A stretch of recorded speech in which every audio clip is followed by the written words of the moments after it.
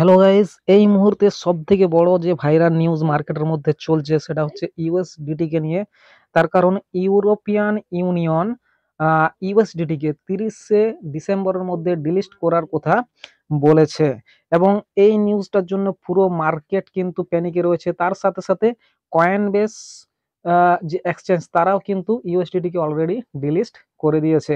তো এই জিনিসগুলোর জন্য পুরো মার্কেট কিন্তু একদম প্যানিকের মধ্যে রয়েছে, প্রতিটা ইউজার কিন্তু প্যানিক করছে। কিন্তু আসল কেস কি সেটা আজকের এই ভিডিও থেকে আমরা জেনে নেওয়ার চেষ্টা করব।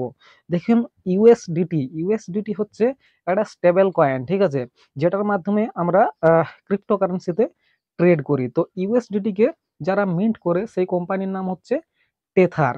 তো টেথার যখন ইউএসডিটি মিন্ট করে, মিন্ট করার সময় যত পরিমাণ ইউএসডিটি মিন্ট করবে সেই পরিমাণ ইউএস ডলার তাদের ট্রেজারিতে রাখতে হয় বা ব্যাকিং এ রাখতে হয়, ঠিক আছে।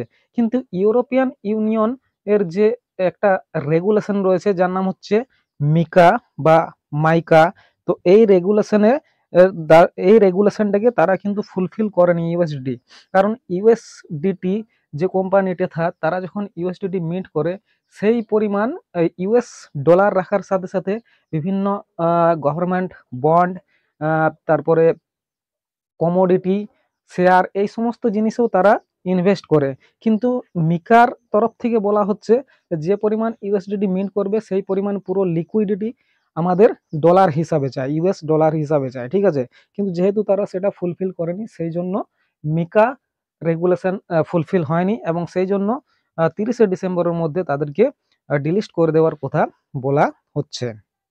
আর ইউএসডিটি হচ্ছে পুরো স্টেবল কয়েনের মধ্যে সব থেকে শীর্ষস্থানে বসে আছে। তার কারণ এর মার্কেট ক্যাপিটাল হচ্ছে 143 বিলিয়ন ডলারের কাছাকাছি এবং সেই দিক দিয়ে যদি দেখতে যাই তো ইউএসডিসির মার্কেট ক্যাপ হচ্ছে 43 বিলিয়ন এবং এদের শুধুমাত্র 2024 সালেই মোটামুটি আয় হয়েছে ওই সমস্ত জিনিসে যেগুলোতে ইনভেস্ট করেছে, কমোডিটি বন্ড, ঠিক আছে, সেখান থেকে বা ফিজ, এই সমস্ত জিনিস থেকে তাদের এই 2024-এ আয় হয়েছে 5 বিলিয়ন ডলারের কাছাকাছি। তো বুঝতে পারছেন কত বড় একটা কোম্পানি। আর এক্ষেত্রে সেটাকে যেহেতু ডিলিস্ট করার কথা বলা হচ্ছে, আর যেহেতু বেশিরভাগ মার্কেটেই কিন্তু যে ট্রেডিং পেয়ার রয়েছে সেটা কিন্তু ইউএসডিটির আন্ডারে রয়েছে, সেহেতু একটা প্যানিক করারই কথা। আর ইউএসডিটির এই যে ফান্ড, এটা কিন্তু আজকের নয়, এটা কিন্তু বরাবরই চলে আসছে, যার সূত্রপাত হয়েছিল কিন্তু 2017 সালে বিট ফিনিক্স দিয়ে, ঠিক আছে। এবং এই মুহূর্তেও এই ফান্ড কিন্তু চলছে। আর ইউএসডিটি যে একটা চ্যালেঞ্জ হতে পারে পরবর্তী সময়ে সেটা কিন্তু বলার অপেক্ষা রাখে না। এই মুহূর্তে না হলেও 2025-26 দিকে কিন্তু যখন বিয়ার মার্কেট আনবে তার কারণ কিন্তু এই ইউএসডিটির ফান্ড কিন্তু হতে পারে, ঠিক আছে। আর কয়েনবেস যে ডিলিস্ট করলো সেই ব্যাপারটাই আসি।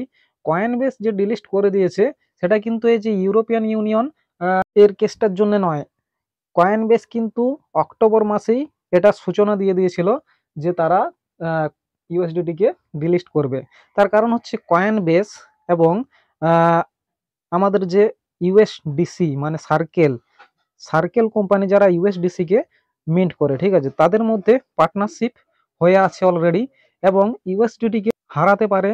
আরেকটা ম্যাটার রয়েছে সেটা হচ্ছে ব্ল্যাক রক, ঠিক আছে। কারণ ব্ল্যাক রক হচ্ছে সব থেকে বড় দুনিয়ার মধ্যে অ্যাসেট ম্যানেজমেন্ট কোম্পানি এবং ব্ল্যাক রক এবং সার্কেল এদের মধ্যেও কিন্তু সমঝোতা হয়ে আছে। তাই পরবর্তী কালে, মানে এখন নয়, সেটা কিন্তু এখন নাও ঘটতে পারে, পরবর্তীকালে 2026-27 দিকে হতে পারে, সেই সময় কিন্তু তারা ইউএসডিটির পিছনে লাগতে পারে, ঠিক আছে, এবং যৌথভাবে তাকে কিন্তু পরাজিত করতে পারে। কিন্তু এটা কিন্তু একদিনের মধ্যে যে হয়ে যাবে এইরকম কেস কিন্তু নয়। এবার আসি আমাদের যে ইউরোপিয়ান ইউনিয়ন, ঠিক আছে, এইটা শুধুমাত্র আমাদেরকে বুঝতে হবে যে এই কেসটা যেটা ঘটছে সেটা কিন্তু ইউরোপিয়ান ইউনিয়নের মধ্যে, এটা কিন্তু পুরো ওয়ার্ল্ড ওয়াইড নয়, ঠিক আছে।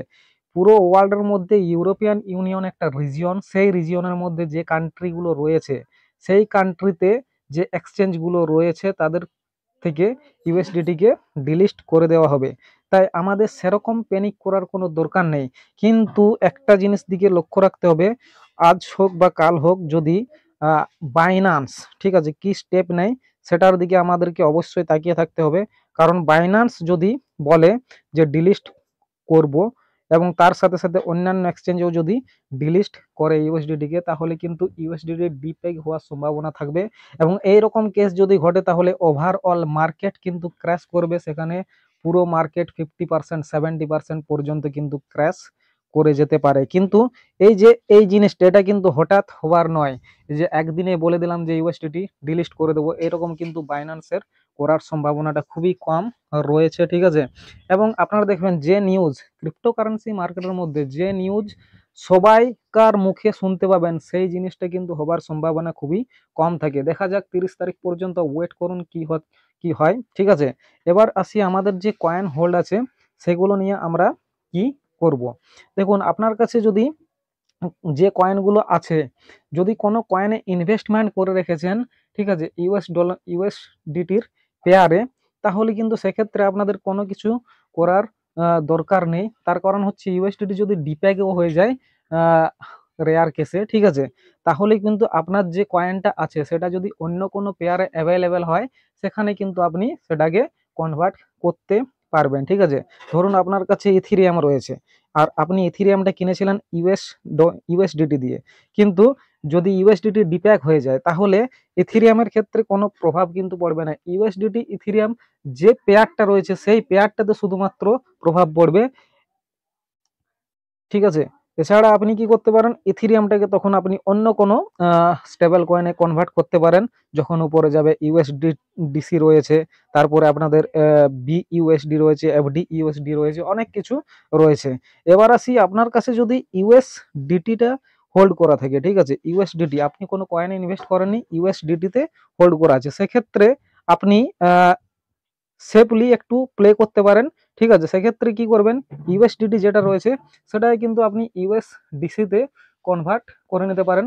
আমি বারবার বলে এসেছি যে কোনো ফান্ডে আপনারা হোল্ড করছেন সেটা কিন্তু একটা মানে স্টেবল কয়েনের কথা বলছি, একটা পেয়ারে কিন্তু হোল্ড করবেন না, চারিদিকে সেটাকে ডাইভার্সিফাই করে রাখুন। কিছু কয়েনকে ইউএসডিটি করে রাখুন, কিছু কয়েনকে ইউএসডিসি করে রাখুন, কিছু বিইউএসডি করে রাখুন, কিছু এফডি ইউএসডি করে রাখুন, এরকম ভাবে কিন্তু করে রাখতে পারেন। ঠিক আছে, তো বলে দিলাম এখানে অনেক কয়েন রয়েছে, বাইন্যান্সে গিয়ে আপনারা দেখতে পাবেন বা অন্যান্য যে এক্সচেঞ্জগুলো রয়েছে সেখানে কিন্তু অনেক কয়েন যেগুলো বড় বড় কয়েন রয়েছে মোটামুটি, সেই কয়েনগুলো সবই কিন্তু ইউএসডিসি বা অন্য কোনো পেয়ারে আপনি পেয়ে যাবেন, ইথিরিয়াম পেয়ারে পেয়ে যাবেন, ঠিক আছে, বিটকয়েন পেয়ারে পেয়ে যাবেন। ধরুন আপনার কাছে সোলানা রয়েছে, তো সোলানা কয়েনটা দেখবেন আপনি বিটিসি পেয়ারেও কিন্তু পেয়ে যাচ্ছেন। তাহলে এবার যদি ইউএসডিটি যদি ডিপেগো হয় তাহলে কিন্তু আপনার কোনো কিছু আহ, চিন্তা করার দরকার থাকছে না। ঠিক আছে, তো এক্ষেত্রে বলে দিলাম যে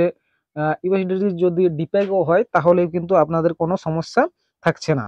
কিন্তু এই জিনিসটা হওয়ার সম্ভাবনা খুবই কম রয়েছে। 30 তারিখ পর্যন্ত দেখা যাক। শুধু শুধু ইউরোপিয়ান ইউনিয়নে ডিলিস্ট হলেও আমাদের সেরকম কোনো প্রভাব না পড়ারই কথা।